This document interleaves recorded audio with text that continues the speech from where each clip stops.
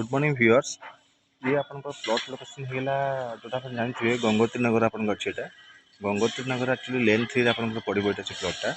आपन जो देखुं टावर अच्छी देखुं जो टावरटा ये है आपंकर मेन रोड रु मैक्सिमम आपंकर रही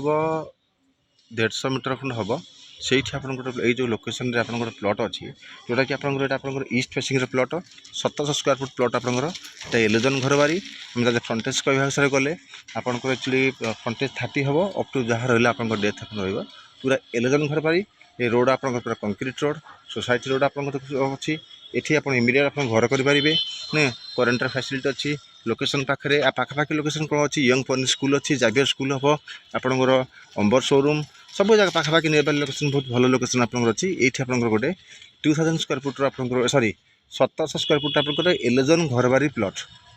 interest person immediate call me. Thank you so much.